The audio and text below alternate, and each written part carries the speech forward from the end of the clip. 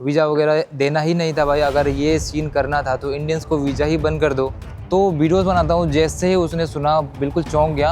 अच्छा तुम फिल्मिंग कर रहे हो चाइना के अंदर में, तुमने क्या फिल्मिंग किया है, दिखाओ मुझे। ये है मेरा चाइना का वीज़ा और इसको मैं अरुणाचल प्रदेश का पासपोर्ट होल्डर हूँ, जिसकी वजह से उन्होंने मुझे एग्जिट बिल्कुल देने से इनकार कर दिया और मुझे आखिरी तक रुका के रखा। लगभग 5 घंटे तक हम वहाँ पे रुके रहे। मुझे बिल्कुल मना कर दिया। मुझे अगर हांगकांग के एयरपोर्ट पे मुझे उन्होंने बोल दिया कि आप पासपोर्ट के ऊपर जाके स्टाम्प लगा कर लेके आओ, एग्जिट का स्टाम्प। और चाइना वाले बिल्कुल भी देना ही नहीं चाहते मुझे एग्जिट का स्टाम्प, उन्होंने दिया ही नहीं। मैंने बहुत कोशिश किया लेकिन नहीं मिला। और हर्ष भाई को एग्जिट देने के बाद में भी उसको इतना हैरेस किया कि उसका बैग वेग सारा का सारा पूरे के पूरे मतलब गुस्से में वो उसने पूछा कि क्या तुम जानना चाहते हो। आंखें वाँखें उसकी लाल हो गई थी। तो मैंने बोला हाँ मैं जानना चाहता। नमस्कार दोस्तों, मेरा नाम अमन वर्मा है और मैं अरुणाचल प्रदेश का रहने वाला हूँ। फ़िलहाल मैं हूँ हांगकांग में। जैसा कि पिछले वीडियोस में आपने देखा कि मैं ट्रैवल कर रहा हूँ चाइना के अंदर में। पिछले 30 दिनों से मैं चाइना के अंदर ही था। और पहले तो अपना इंट्रोडक्शन दे देता हूँ। मैं एक ट्रैवलर हूँ जो कि पिछले 3 साल से फुल टाइम ट्रैवल कर रहा हूँ। और अभी मैं वर्ल्ड ट्रैवल कर रहा था, लाओस, थाईलैंड, वियतनाम वगैरह घूमने के बाद में मैं आया था चाइना में। और चाइना के अंदर में मेरे साथ ऐसा होगा भाई, मैंने कभी सोचा भी नहीं था। तो मेरा नाम अमन वर्मा है, मैं रहता हूँ अरुणाचल प्रदेश में। मैं अरुणाचल प्रदेश का APST नहीं हूँ, यानी कि वहाँ का ट्रैवल नहीं हूँ। लेकिन इंडियन कॉन्स्टिट्यूशन के हिसाब से हम भारत के किसी भी राज्य में रह सकते हैं उस स्टेट के रूल्स एंड रेगुलेशंस को फॉलो करते हुए। तो मैं रहता हूँ अरुणाचल प्रदेश में। अरुणाचल प्रदेश जो है मेरा बर्थ प्लेस है। मैं वहीं पे पैदा हुआ हूँ, पला बड़ा वहीं पे हूँ, पढ़ाई लिखाई सारा कुछ मैंने अरुणाचल से ही किया है, जिसकी वजह से मेरा जो पासपोर्ट है वो भी अरुणाचल प्रदेश का ही है। तो मैं अरुणाचल के पासपोर्ट से मैंने वीज़ा अप्लाई किया था चाइना का। चाइना ने वीज़ा भी मुझे दिया। लाओस से मैंने वीज़ा लिया। वीज़ा लेने के बाद में मैं चाइना में एंटर करता हूँ लाओस से बाय ट्रेन। तो मुझे एंट्री मिल गया, कोई दिक्कत नहीं हुआ एंट्री मिलने में। लेकिन जब मैं चाइना पूरा का पूरा घूम के 30 दिन घूमने के बाद में जब मैं एग्जिट ले रहा था, तो चाइना वालों ने साफ साफ मना कर दिया कि हम आपको एग्जिट स्टाम्प लगाकर नहीं दे सकते। मुझे वहाँ पे बहुत घंटों तक रुका के रखा और लास्ट में मुझे एग्जिट स्टाम्प भी नहीं दिया। तो बहुत टाइम तक उन्होंने रुका के रखा। मतलब शुरू से बताता हूँ भाई मेरे साथ में एक्चुअल में हुआ क्या। हम चाइना घूमने के बाद में हम एग्जिट कर रहे थे, लास्ट डे था अपना वीज़ा का, यानी कि कल। अभी मैं हांगकांग के अंदर आ चुका हूँ। तो चाइना में घूमने के बाद में लगभग 30 दिन तक हम चाइना में थे। चाइना में पूरा का पूरा ट्रिप अपना कंप्लीट होने के बाद में हम एग्जिट लेने के लिए जा रहे थे। लास्ट डे था अपना वीज़ा का। तो हमने सोचा कि हम हांगकांग चलेंगे, क्योंकि हांगकांग का हमने ऑलरेडी जो वीज़ा वगैरह है ले रखा था। हांगकांग का जो है, अगर हांगकांग में आप आना चाहते हो, इंडियन सिटीजन हो, तो 15 दिन के लिए आपके लिए वीज़ा फ्री रहता है। बस एक प्री अराइवल रजिस्ट्रेशन कराना पड़ता है। तो वो सारा मैंने पहले ही कर रखा था जब मैं लाओस के अंदर था। तो हमने सोचा कि हम चाइना से हांगकांग जाएंगे। तो एग्जिट जब हम चाइना के इमिग्रेशन पे पहुँचे, तो इमिग्रेशन पे पहुँचने के बाद में लाइन लगा हुआ था। वहाँ पे लाइन में खड़े थे मैं और मेरे साथ में मेरा दोस्त हर्ष था। दोनों भाई लाइन में लगे हुए थे। उसके बाद हर्ष का जो है 1 मिनट का काम था। लगभग 1 मिनट में उन्होंने एग्जिट लगा करके दे दिया फटाफट। जब मेरी बारी आई तो उन्होंने पासपोर्ट वगैरह बढ़िया से देखा। उसके बाद शायद उनके सिस्टम में कुछ पॉपअप हुआ रेड कलर का, जो कि हर्ष ने देखा था, वो बता रहा था मुझे, क्योंकि वो अंदर था। उसके बाद उन्होंने मतलब अपना जितना भी ऑफिसर था वहाँ पे, जितने भी ऑफिसर्स थे उनको बुला लिया और 4-5 ऑफिसर्स मिलके देखने लगे, बातचीत करने लगे। तो उन्होंने बहुत सारी बातें करी। देखा वहाँ पे कि इसका कुछ गड़बड़ है करके। मुझे लग गया कि शायद कुछ तो गड़बड़ हो गया है। उसके बाद में जो है उन्होंने बहुत सारी बातें करी और मेरा पासपोर्ट लेकर के, मैंने फ़ोन भी दे रखा था, क्योंकि जो अपना PAR है हांगकांग का, वो दिखाने के लिए मैंने फ़ोन भी दे रखा था। तो मैंने सोचा कि भाई फ़ोन और पासपोर्ट तो लेके अभी जाने वाले हैं मेरा। तो वो पासपोर्ट तो लेके चले गए, मेरा फ़ोन मैंने मांग लिया, तो उन्होंने फ़ोन वापस दे दिया मुझे। उसके बाद पासपोर्ट लेके चले गए और मुझे बोला कि आप साइड में खड़े हो जाओ। मुझे लाइन से बिल्कुल निकाल करके साइड में खड़ा करा दिया। 1 घंटे हो गए, कोई रिस्पॉन्स नहीं। लगभग 1.5-2 घंटे हो गए, कोई रिस्पॉन्स नहीं था भाई। उसके बाद मैंने पूछा उनसे कि क्या दिक्कत हो गई है, आप बताओ मुझे कि दिक्कत क्या है करके। तो उन्होंने बोला कि दिक्कत कुछ भी नहीं है, आप थोड़ी देर रुको। उसके बाद एक लेडी ऑफिसर आती है और एक ऑफिसर आया जो कि मुझे साइड में ले जा करके बिठा दिया। वहाँ पे साइड में बिठा दिया जहाँ पे उनका इंटरव्यू रूम रहता है। वहाँ पे ले जाके बैठाने के बाद में मैं वहाँ पे बैठा रहा। कुछ ऐसा था भाई, देखो चेयर वगैरह दे रखा था मुझे, बिल्कुल मतलब साइड में बिठा के रखा। सारे लोग, उनका काम वाम चल रहा है, एग्जिट सभी को दे रहे हैं। मेरे सामने से भाई पाकिस्तान के बंदे गुजर रहे हैं, उनको भी एग्जिट मिल रहा है। बांग्लादेश के बंदे भी गुजर रहे हैं, उनको भी एग्जिट मिल रहा है। जो इंडियन आ रहे हैं उनको भी एग्जिट मिल रहा है। मैं वहाँ पे खड़ा था, मुझे ऐसा फील हो रहा था कि मैंने कुछ क्राइम कर दिया या फिर मैं इंडियन सिटीजन हूँ ही नहीं। ऐसा फील आ रहा था भाई मुझे, जबकि मेरे पास इंडियन पासपोर्ट भी था।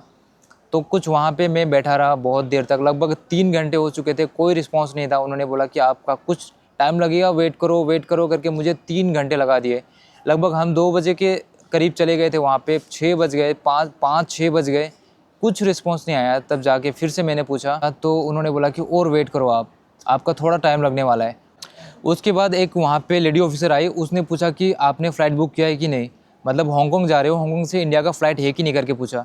मैंने बताया हाँ मैंने फ़्लाइट बुक कर लिया है। तो दिखाओ बोला, मैंने दिखा भी दिया उसको, पीएआर देखा उन्होंने, सब कुछ देखा। उसके बाद मुझे साइड में बिठा रखा था। फिर थोड़ी देर के बाद एक ऑफिसर आया, उसने मुझे पूछा कि आप 30 दिनों से चाइना के अंदर क्या कर रहे हो। तो मैंने बोला मैं घूमने के लिए आया हूँ। आपका, उसने पूछा मुझे, ऑफिसर ने पूछा कि आपका मकसद क्या है चाइना के अंदर इतने दिन बिताने का, यहाँ पे आप क्या कर रहे हो। तो मैंने बोला मैं घूमने के लिए आया हूँ, मैं एक ट्रैवलर हूँ, मैं यहाँ पे टूरिज़्म के तौर पे आया हूँ।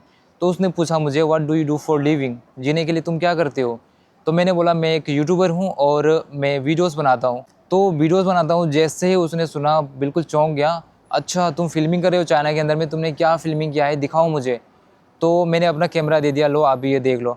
तो उसने एक एक वीडियो को जो है प्ले करके देखा, पूरा का पूरा देखा कि तुम्हारे एसडी कार्ड के अंदर 512 वीडियोस है, इतने वीडियोस इंटरनल में है, इतना सारा वीडियो तुमने चाइना के अंदर में बनाया है, क्या करोगे इसको, सारा कुछ पूछा। तो मैंने बोला कि मैं खुद का फिल्मिंग करता हूँ, मैं डेली अपना जो लाइफ है उसको मैं दिखाता हूँ लोगों को, ये सारा चीज़ मैंने समझा दिया उसको।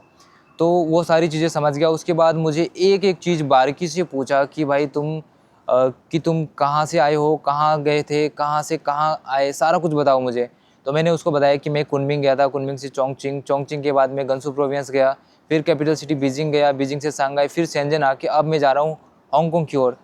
तो उसने सारा कुछ नोट किया। उसके बाद में कुछ नोट करने के बाद में वो लेकर के अंदर चला गया और बहुत सारी चीज़ें उसने पूछा था, नोट करके सारी चीज़ें वो लेकर के फिर अंदर चला गया। अंदर जाने के बाद में लगभग 30-40 मिनट तक 1-2 ऑफिसर्स आते रहे, बोला कि थोड़ा टाइम लगेगा तुमको, थोड़ा टाइम लगेगा। और लगभग 40 मिनट के बाद में, यानी कि टोटल 4 घंटे से ज़्यादा हो चुका था ऑलरेडी, 40 मिनट के बाद में एक ऑफिसर आया जो लिख कर ले गया था सारा कुछ। वही ऑफिसर वापस से आया और फिर उसने मुझे बोला कि आप मेरे साथ आओ। उसके हाथ में मेरा पासपोर्ट था, पूरा का पूरा पासपोर्ट खोल रखा था और पासपोर्ट लेके आया। फिर उसने बोला कि आप मेरे पीछे आओ।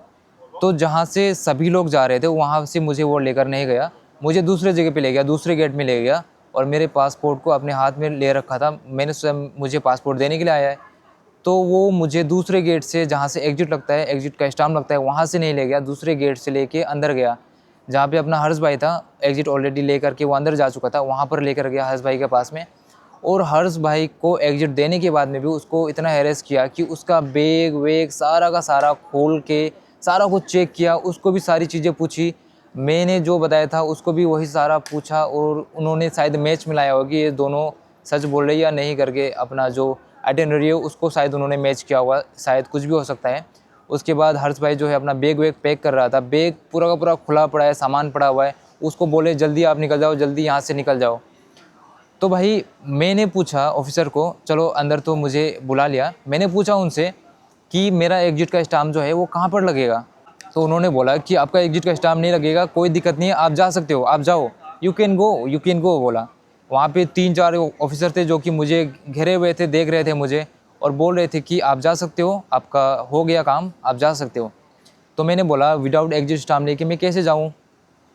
तो उन्होंने बोला कि कोई दिक्कत नहीं, आप जा सकते हो। तो मैं भाई परेशान हो गया, मेरा दिमाग ख़राब हो गया कि ये एग्जिट का स्टाम्प मुझे दे क्यों नहीं रहे। तो मैंने पूछा कि क्या रीज़न है, आप मुझे रीज़न बताइए। तो वो बोल रहे कि रीज़न भी कुछ नहीं है, आप जा सकते हो, हम आपको एग्जिट का स्टाम्प नहीं दे सकते। जबकि मेरे दोस्त को, वहाँ पर ही मेरा दोस्त था, उसको एग्जिट का स्टाम्प दे रखा था, मुझे नहीं दे रहे थे। तो मैंने पूछा कि मेरे दोस्त को तो आपने दे दिया है, इसको क्यों दिया, जबकि इसके पास भी इंडियन पासपोर्ट है, मेरे पास भी इंडियन पासपोर्ट है। तो उन्होंने बोला कि नो, इसका डिफरेंट सीन है, तुम्हारा डिफरेंट सीन है, तुमको हम नहीं दे सकते, ये हमारे कंट्री के रूल के ख़िलाफ़ है, ये हमारे लॉ के ख़िलाफ़ है, हमारे देश के कानून के ख़िलाफ़ है ये। तो ऐसा बोलने लगे वो। फिर मैंने पूछा कि रीज़न तो बताओ कि रीज़न क्या है, किस रीज़न से आप मुझे नहीं दे रहे हो। तो उन्होंने बोला कि नहीं हम नहीं बता सकते, बार बार मना किया उन्होंने। मैंने बोला मुझे एग्जिट चाहिए क्योंकि मुझे कल के डेट में जाके बहुत दिक्कत हो जाएगा अगर आप एग्जिट नहीं दोगे तो। तो उन्होंने बोला कि तुम्हें क्या दिक्कत होगा, कहाँ जाओगे यहाँ से, हांगकांग जा रही हो तुम, हांगकांग में हमने हांगकांग में फ़ोन कर दिया है, वहाँ पे तुम जा सकते हो, तुम्हें कोई दिक्कत नहीं होगी। तो हांगकांग के बाद में मैंने बोला कि मैं इंडिया जाने वाला हूँ, तो मुझे इंडिया में मैं जाके क्या जवाब दूंगा, क्योंकि एंट्री का तो स्टाम्प तुमने लगा कर दिया है, अगर एग्जिट का नहीं लगाओगे तो मैं इंडिया में जाके क्या जवाब दूंगा। क्या मैं भाग के आया हूँ चाइना से, क्या मैं भाग के आया हूँ या फिर कैसे आया हूँ, डंकी लगा के आया हूँ, मैं वहाँ पे जाके क्या जवाब दूंगा भाई। क्योंकि इंडिया की इमिग्रेशन वाली तो पूछेंगे कि चाइना से तुमने एग्जिट लिया तो वहाँ पे स्टैम्प लगा कर क्यों नहीं लेके आए तुम। अगर एयरपोर्ट में ही मुझे हांगकांग में बोल दिया कि जाओ तुम चाइना से एग्जिट का स्टाम्प लेकर आओ तब जाके हम तुम्हें फ़्लाइट बोर्ड करने देंगे, तो क्या होगा। मैंने ये सारी चीज़ें उनको बताई तो वो मुंडी हिला रहे भाई। कोई दिक्कत नहीं होगा, तुम्हारा तो इंडिया अपना कंट्री है, तुम वहाँ पे जाओगे तो तुम्हें क्या दिक्कत होगा, तुम जा सकते हो, ऐसा बोलने लगे। फिर मैंने उनसे बोला कि आप प्लीज़ मुझे बताओ कि दिक्कत क्या है, क्या रीज़न है, मैं जानना चाहता हूँ। तो जब मैंने बार बार उनसे पूछा, लगातार पूछा, उसके बाद में ऑफिसर ने बोला क्या तुम जानना चाहते हो, जानना चाहते हो, तुम क्या तुम जानना चाहते हो। 3 बार भाई उसने रिपीट रिपीट रिपीट करके बोला, you want to know, you want to know. पूरे के पूरे मतलब गुस्से में वो उसने पूछा कि क्या तुम जानना चाहते हो। आंखें वाँखें उसकी लाल हो गई थी। तो मैंने बोला हाँ मैं जानना चाहता हूँ, हाँ मैं जानना चाहता हूँ कि क्या रीज़न है, तुम मुझे रीज़न बताओ।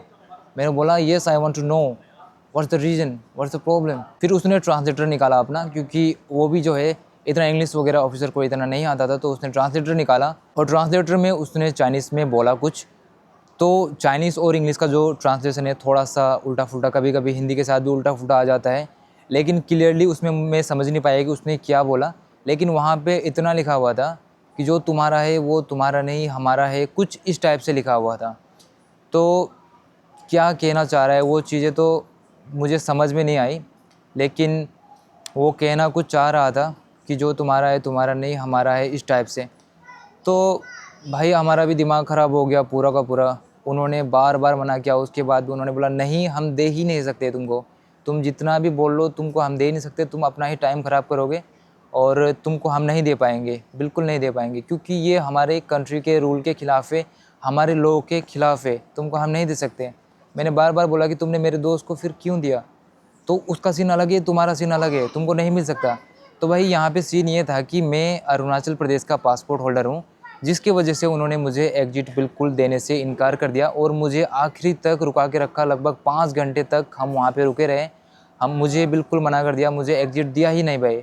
एट द एंड हमें वहाँ से जाना पड़ा, क्योंकि वीज़ा का आखिरी दिन था और अगर हम वहाँ पे ज़्यादा ही उनको तंग करते तो शायद वो हमको अंदर ले जाके बिठा देते और बोलते कि तुम्हारी ही गलती है, और फिर हमारा वीज़ा एक्सपायर होने के बाद अलग ही सीन क्रिएट हो जाता। जिसकी वजह से हमने सोचा ठीक है, फिर मैंने सोचा कि मैं इंडियन एम्बेसी से बात करूँगा। उसके बाद मेरा पूरा का पूरा जो है दिमाग ख़राब हो गया। फिर हम हांगकांग पहुँच गए, फिर हम हांगकांग के अंदर आ गए और विदाउट स्टाम्प लगा ही मैं हांगकांग के अंदर आ चुका हूँ। अभी जो है मेरे पासपोर्ट के अंदर अभी तक स्टाम्प नहीं लगा है भाई। अभी आपको दिखाता हूँ मैं क्या सीन है मेरे पासपोर्ट पे। तो देखो भाई ये अपना पासपोर्ट है, इंडियन पासपोर्ट, और बिल्कुल अभी आपको मैं दिखाता हूँ कि स्टाम्प वगैरह क्या सीन है वीज़ा वगैरह का। वीज़ा तो हम वैसे पासपोर्ट में नहीं दिखा सकते, पासपोर्ट का नंबर वगैरह भी हम नहीं दिखा सकते, यूट्यूब के गाइडलाइंस के ख़िलाफ़ है। लेकिन हम एंट्री का एग्जिट का जो स्टाम्प वगैरह रहता है वो दिखा सकते हैं। तो भाई ये देखो ये जो है कुछ ऐसा जो है, ये देखो ये मेरा पासपोर्ट है और कुछ इस प्रकार से जो है पासपोर्ट में जो एंट्री और एग्जिट लगता है, जैसे कि ये रेड वाला जो एंट्री है और यहाँ पे देखो कितने तारीख को आप एंट्री हुए हो और कितने तारीख को आपने एग्जिट लिया है, सारा कुछ इस प्रकार से पासपोर्ट में होता है, एंट्री और एग्जिट लगता है। तो चाइना का दिखाता हूँ। तो पासपोर्ट के अंदर जो है आप जब एंट्री करोगे तो एंट्री का डेट और एग्जिट का डेट लगता है, लेकिन चाइना वालों ने एंट्री तो लगा दिया मुझे लेकिन एग्जिट नहीं दिया उन्होंने। तो भाई यहाँ पे देखो ये है मेरा चाइना का वीज़ा और इसको मैं ब्लर कर दिया हूँ क्योंकि ये गाइडलाइंस के ख़िलाफ़ रहता है। तो यहाँ पे जो आपको रेड कलर का दिख रहा है ये देखो ये मेरा एंट्री का स्टाम्प है जो कि यहाँ पे लगा था, और यहाँ पे देखो पूरा का पूरा खाली पड़ा हुआ है, यहाँ पे लगना चाहिए था इसके बिल्कुल साइड में एग्जिट का स्टाम्प। तो इन्होंने मुझे एग्जिट का स्टाम्प लगा कर ही नहीं दिया भाई। मेरा जो पासपोर्ट है इसके ऊपर एंट्री का तो इन्होंने लगा दिया था, लेकिन जो एग्जिट का है इन्होंने लगाया ही नहीं भाई। ये छोटी मोटी बात नहीं है, एक बहुत ही बड़ी बात है मेरे लिए। अभी ऑलमोस्ट मैंने लगभग 4 ही कंट्री ट्रैवल किया है। चाइना का जो वीज़ा अप्लाई कर रहा था मैं, उस समय चाइना वालों ने मुझसे सारा का सारा जितना भी वीज़ा जितने कंट्रीज़ में गया हूँ मैं, उनका एंट्री स्टाम्प एग्जिट स्टाम्प सारा कुछ मांगा था। कल की डेट में मैं किसी कंट्री का वीज़ा अप्लाई करूँगा, उन्होंने भी अगर ऐसा ही मांगा और चाइना का जो एग्जिट स्टाम्प है वो मिसिंग दिखा, तो मैं उनको क्या जवाब दूँगा। तो सारा का सारा मेरा दिमाग बहुत ज़्यादा ख़राब हो गया था इसको लेकर के।